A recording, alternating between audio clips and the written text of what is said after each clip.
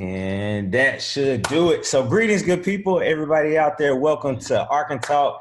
This is the at-home series. Due to COVID-19, it has changed the way that we have been able to do our interviews. But nevertheless, I am in the presence of greatness today. So many wonderful things that I could say about this power couple, all the way back to CrossFit High School cheerleading squad. And then I found out that Dezz was right down the road in Strong, Arkansas. So it is yes, sir.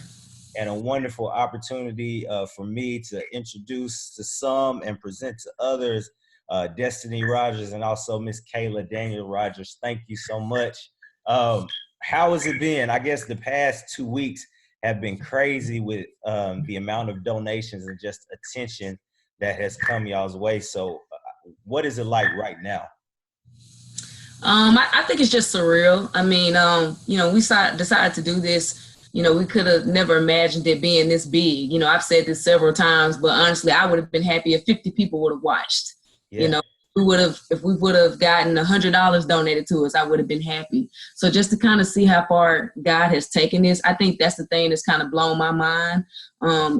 Just the amazement of him telling me to do something and just telling me, watch what I do with it. And then having that faith to do it and see, how far he's taken this.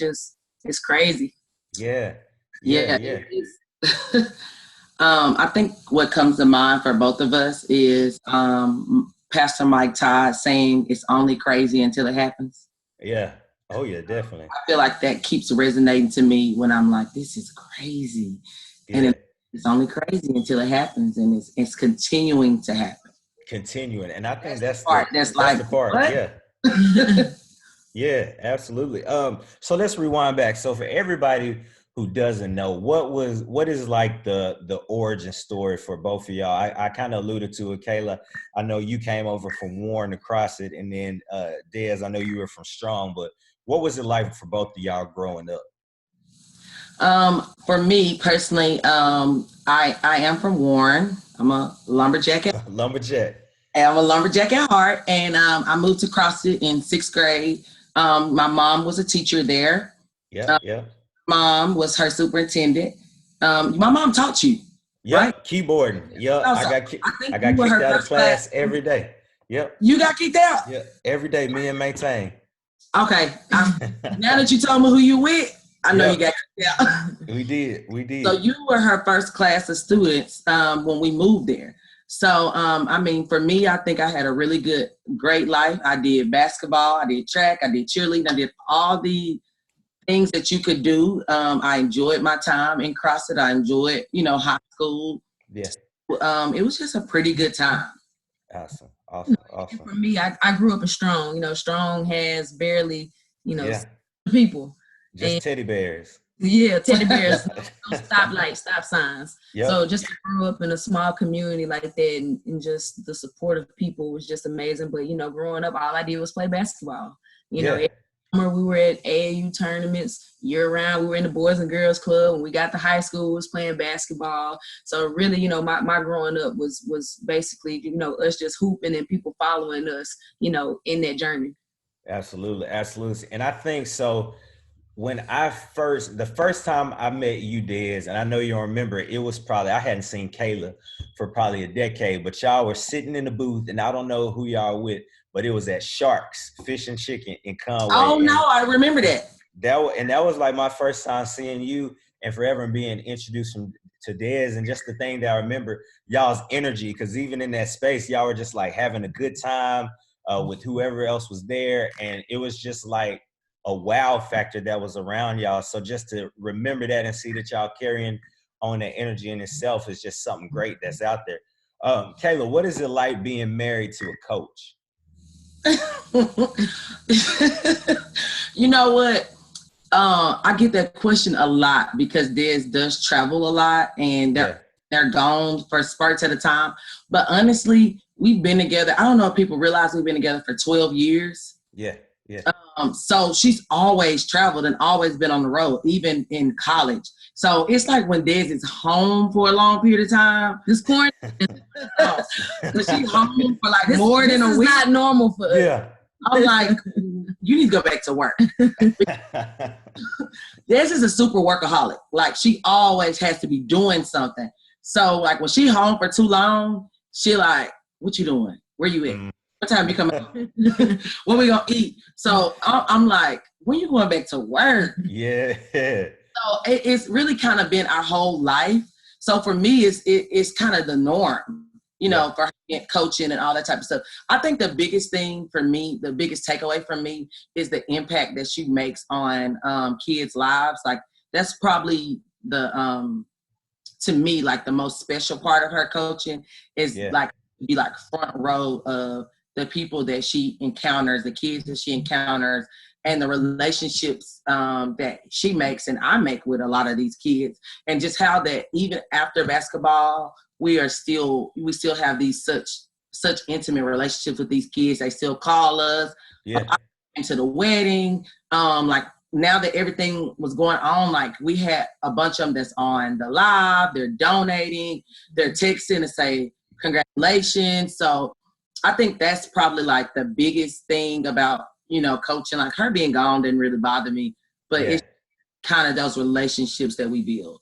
Yeah. Oh yeah. Yeah. What about like after the losses? Because that's always a part of coaches. How was Dez after the losses? Dez is a sore loser. Dez is a very sore loser. You know what? It's not really as bad. It wasn't really as bad in college as it was in high school. Yeah. High school losses were like the worst. Yeah. And I think that's just because going from being a head coach to a college assistant coach is a lot different. I think the responsibility is a lot heavier as a head coach. But I mean, it would take her, like, if they lost on a Friday, she like probably won't bounce back to like Sunday evening. Oh yeah. I'm like, okay, to me, I'm like, it's just a game, but to her, it's not just a game. you know? Oh yeah.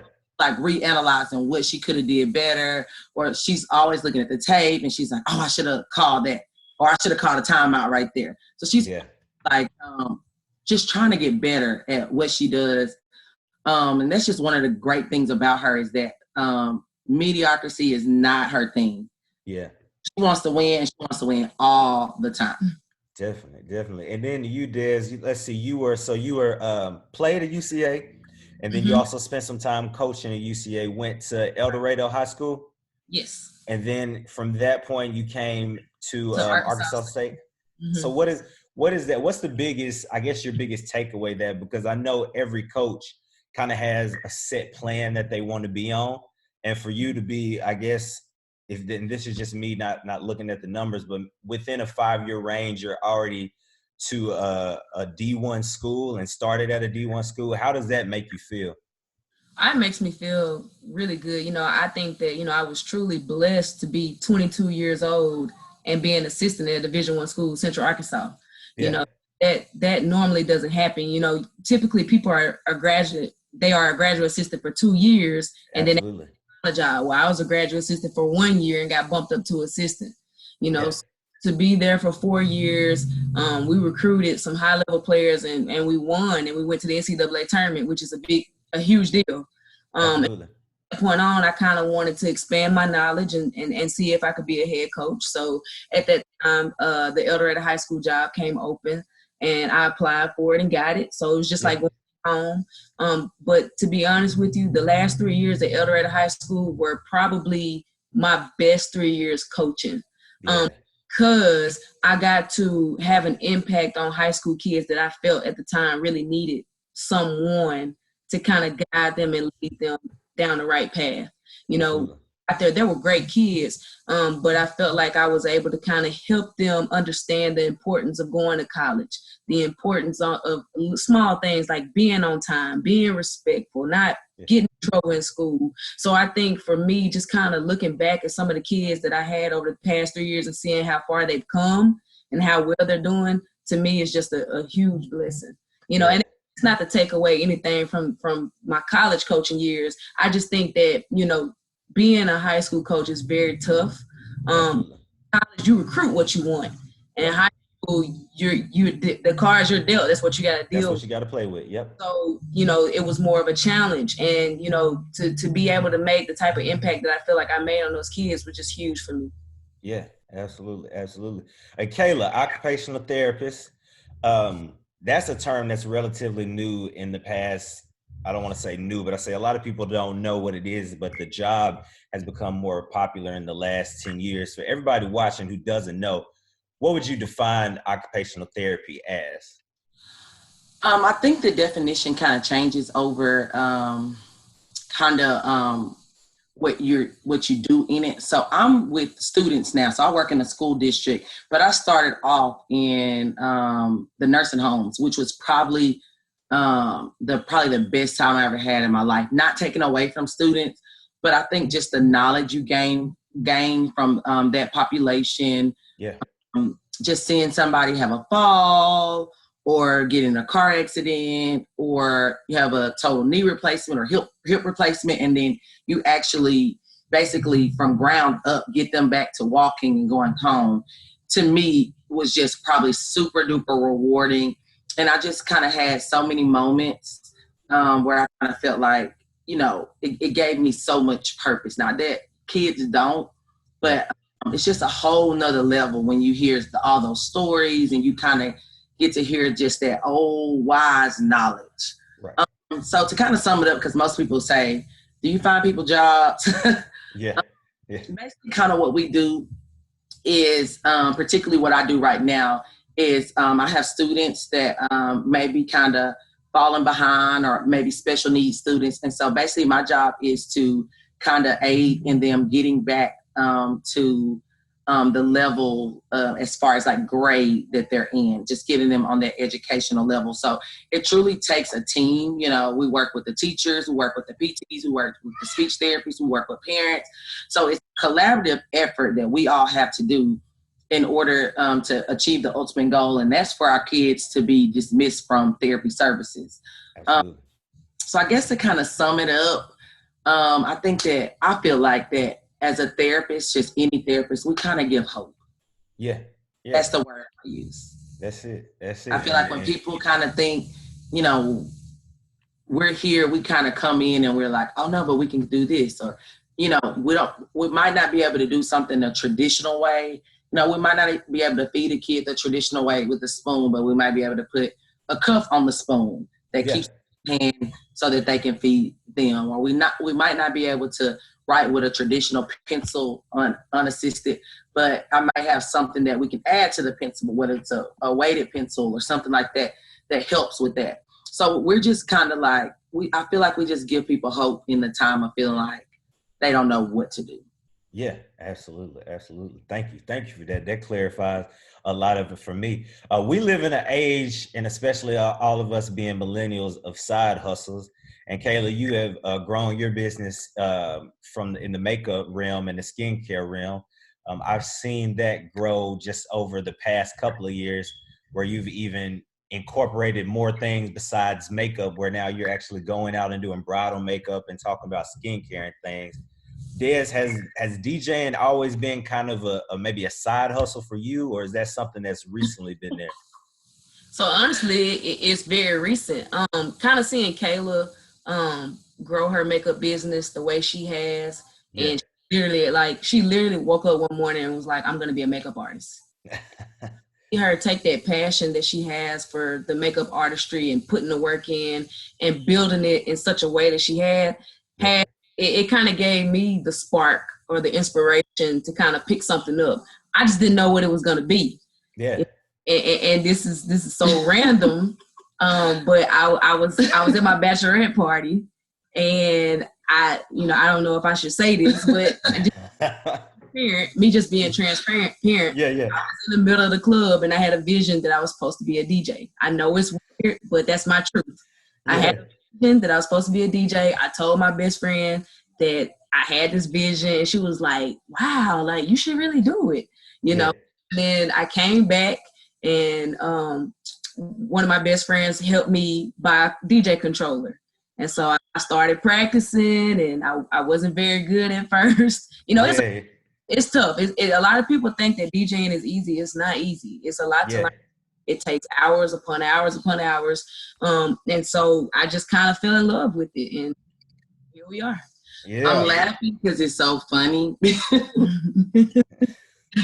Because she comes home from a bachelorette trip.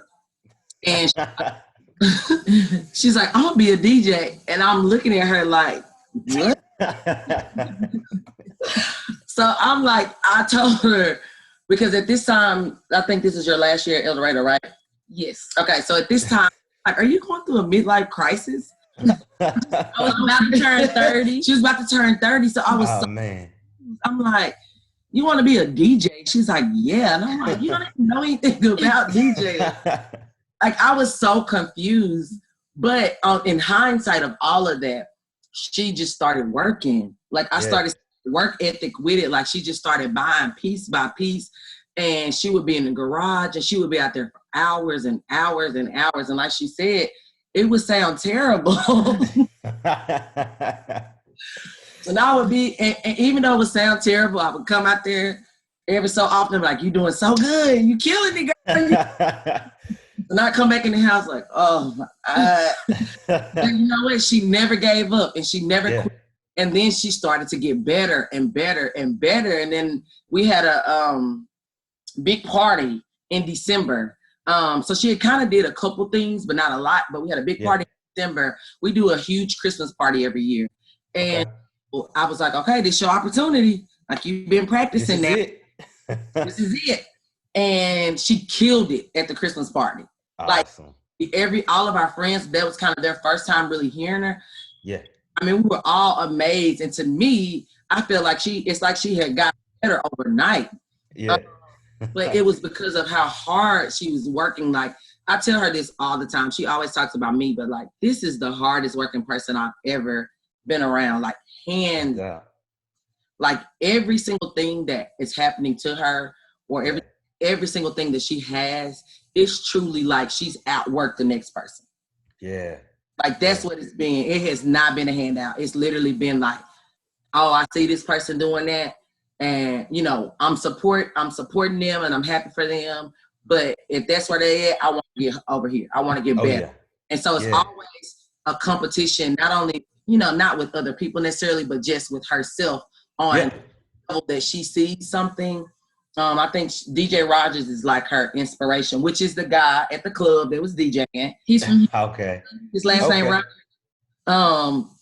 So he was kind of like her inspiration. And so she's always like looking at his videos, seeing what he's doing. And then she's like getting that one thing he's doing. And then she's perfecting it. And she's doing it over and over again. So she would be coming home from games at 9 o'clock, staying up to 12, working on music. Wow. Just trying to get better. Dedicated. Yeah. Yeah. She is. That's an amazing story. And then, so fast forward April 2020, we're in Club Corona. Where did so first off, I made this quote because I was just with everything going on, and it was something like, in spite of quarantine, creativity is still inspired, or something like that. But I think that us being in quarantine has caused a lot of people that have creativity to push it beyond the limits. So when I saw, and matter of fact, you didn't, Kayla. So Kayla didn't have my new number saved, and so I'm kind of upset about that because I had text Kayla 2 weeks before Club Corona came out, and was like, I don't remember what I said, what the gist of the conversation was, but it was talking about Dezz DJing. So when Club Corona came out, I was like, yes. And then from there, Club Corona just went boom. And the thing about it, and I feel like I'm talking a lot because the spotlight is on y'all, but Club Corona went boom. And then you came back a week later and it was a bigger boom. It went boom, boom. Yeah. So from even to the point that the boom was so loud that Facebook shut you down at 1.1K, which is amazing. So from, I guess it's a lot of things in that question. So from the conception of the idea to seeing it, can you talk about that? If I'm being transparent and being honest with you, you know, like I said, I had that vision that I was supposed to be a DJ, and then I took this job at Arkansas State, which required whole nother level of commitment and time. And so I just became extremely busy, and I never had time to touch the decks. I never had time to practice. I didn't have that time that I had when I was at El Dorado. So a month ago, I seriously considered selling all of my equipment. I was going to stop DJing, and I wasn't going to do it because I just didn't have the time. But you know, this happened, and we start seeing all these DJs going live. And, you know, honestly, I tuned into some of them, but I wasn't really thinking about doing it. Well, then I had two friends by the name of Morgan and Jazz. Well, Jazz is my cousin, and then Morgan is a very close friend. Actually, they didn't reach out to me. They were on my head. And they were like, do this. Where you at? We need you. You need to go to waiting on, you know, and I'm like, you know, but then when they kept pushing. And they said that they felt like that they were being pushy, but they weren't being pushy. I think it was God telling them to push me. You know, they were letting God use them to reach me. And so, you know, so I said, okay, you know what? I had got to a point where I was like, you know what? I'm going to try this. And so for me, when I do things, I like to do things with a purpose. So I know that a lot of DJs were putting their cash apps out there and were accepting tips. So I said, well, hey, look, I'm still employed right now. I'm still getting my money. So let me just open the tip jar, and whatever money people donate, we're going to give it away to people. So, you know, we decided to do it, and we had the first one, and literally 5 minutes before I went live, I got really sick to my stomach.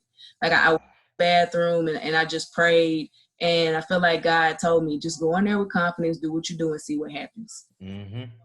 I'm honestly not even paying attention to my phone. I'm just enjoying the music because I love music. And Kayla to me, and she's like, it's 850 people watching. And I'm like, you mean 85? No, 850. I'm like, what?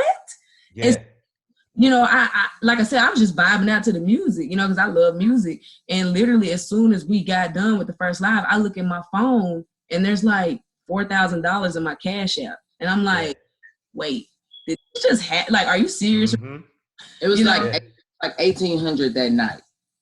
Oh, I'm sorry. I'm sorry. Let me clarify that. So the initial night, it was right at 1,800.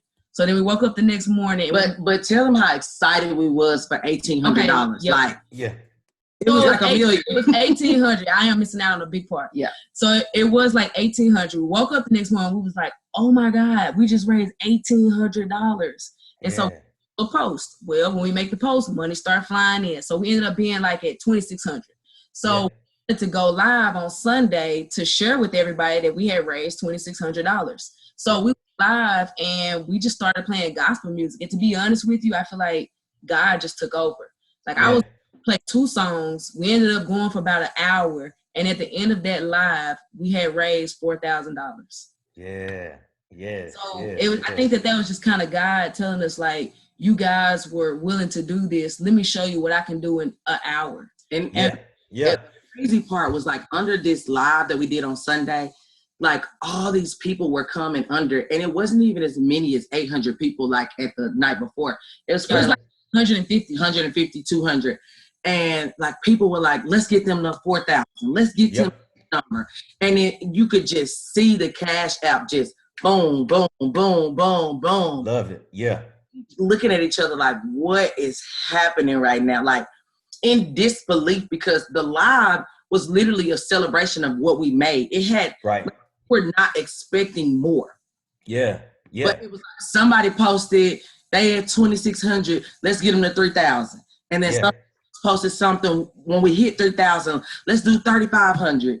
And then somebody posted, when we hit 30, you know, it was just like, it was just crazy. And when we left that live, we were like bawling our eyes out because we just couldn't believe it. Like we could not believe what had just happened. Absolutely.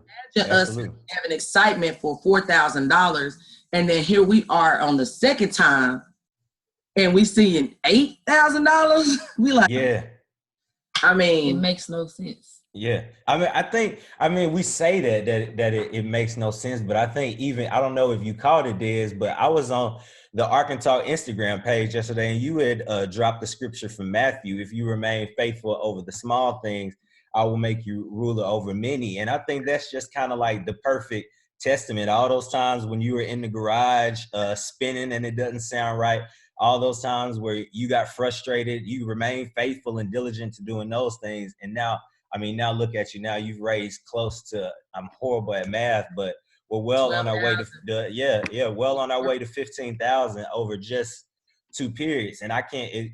I almost spoke loudly. Will there be another Club Corona? Yes, sir. All right. So is that the new alert? That's the new alert. So you heard it first here at ArkanTalk. Absolutely. What we want to do is I'm just gonna put out the first one right now because we got that we're gonna do this week. But Friday I'm gonna do it for the season group. I'm not gonna call them. There we go. I'm gonna do it for my season group. We're gonna throw it back to the 80s, a little bit of the 90s. You know, something else. We're not gonna do it at 10 p.m. We're gonna do it earlier. Okay. At 8 p.m. But I am gonna bring it back for the young crowd. But tell them why. So I think that it's only fair that, you know, I'm doing a lot of music for the younger people. I know we threw it back to the R&B and a lot of people appreciated that, but I think I also have a more seasoned crowd that also donated and who have also been very supportive of me, and that's a request. So if that's what they want, I'm gonna give it to them. AKA my mama and her mama. They want something special for them. Oh yeah, they're like, when you gonna play our music? We want to hang out at Club Corona too. Mm-hmm. And my mom is like naming all these songs that we're like writing down, and then she's like, throw a little Tupac in there. I'm like, okay, I gotta get off the phone. Now, she's like, put a little LL Cool J. We used to listen to that, but it was so funny because they listened to the R&B and they loved it. Yeah. And they all have been begging. We got another call from another friend's mom that was like, when you gonna do something for us? And another lady that Dez knew from back home, she said something, and I was like, okay, Dez, you gotta do this. Like, absolutely. So they're like, give us a flyer so we can send it to our friends. And I'm like, so all the kitten heels on and there the sandals coming out. Yeah. Awesome. I love everything that you're doing. I love being a part of the movement, just to see everybody chipping in and doing their part. So after this, what's kind of next for y'all? What are you looking forward to? Hopefully basketball season will be back, but as soon as quarantine is over, what's one thing y'all want to do? That's a good question, because I never would have thought that this would have happened. You know, and it's just so amazing how God works. Now, although I know that COVID-19 is very unfortunate and it's putting a lot of people in the bind, you know, I probably would have never done this. You know what I mean? I probably would have sold my equipment. I probably would have gave up. You know what I mean? It honestly, not giving up on my talent or anything like that. It was just, you know, out of frustration of just not having the time to commit to it. Yeah. But I think that through this, God has kind of opened up my eyes to say, hey, if I gave you a vision, if I told you were going to do something, that's what you're going to do. It. Yep. And so I think for me, it's just kind of giving me that inspiration, that hunger, like I needed to try to take this thing to the next level. And I just feel like if this can happen, who knows what else can happen. So I'm hungry for it, and I'm just so inspired. I'm just going to keep working my butt off, and we're going to see where this thing goes. There we go. I know Kayla's a cook. What's been y'all's like go-to quarantine snack? I'm gonna be honest. I've been doing a lot of cooking. I cooked for Easter. I did. I cooked a huge meal for Easter, but I have not. I'm still working like crazy. Okay. And, I'm still working like crazy with my job. So I've been like, okay, you have to fend for ourselves. And I think that one thing that we want people to understand is that, you know, with this blowing up, our inboxes have also blown up. I saw that, yeah. We have hundreds of messages, and I think that people can become a little impatient when they're in need. But we need people to understand that we're not ignoring you. We're going through a ton of messages. She's still working. I'm still this is just something that we're trying to do on the side to help people. So we're just asking people to just kind of be patient with us, because there are logistical things that we have to do in case someone comes and says, what are you doing with this money? I'm going to show you proof that we gave every single penny. You know, I've had people inbox me, you know, with really nice messages saying that I should bless myself. But my thing is, I promised God from the get-go that I was going to give away every single penny. I go back on my word, because I believe this. Whatever we raise, I don't care if it's 50,000, whatever it is, whatever we raise, I truly believe that what God has for me outside of this is way bigger than what this is. So absolutely. away every single penny, I think is amazing. Like I said, I'm a woman of my word. She's a woman of her word, and we will definitely donate every single penny away. Love it. I love it. I love it. Well, I know. So one thing that I've had has been my favorite snack through the thing is cookies. And I don't know if you can see that or not, but one thing kind of that I've been working on is the DJ Dezz cookie. Thank you for the good people over at Patty Cakes. But as soon as the corona epidemic is over, I will make sure that these will get to you. So I get to enjoy the box that's here, but logistically we couldn't. Yeah, logistically we couldn't get it worked out to get them to you. I even reached out to some of your friends and heard that you had family members that were coming through on today, and it just didn't work out logistically. But as soon as we get everything worked out, I will have a few dozen of those to you. Thank you both so much for everything that you're doing. No problem, no problem. Anytime you want to come back, you always have an open seat here. I pray that God continues to bless not only your relationship, but also your ministry and everything that you're doing there. And to everybody else that's out there, Club Corona this Friday, we're going to take it back, even back a little bit further with the old school edition. So I hope to see everybody there. I challenge everybody that when you tune in to like it, share it, but most importantly, give whatever you can. Every dollar adds up. And hopefully this weekend we'll hit 10K. So thank you guys for tuning in, and I will see you next go around. Have a good evening and wash your hands. Thank you.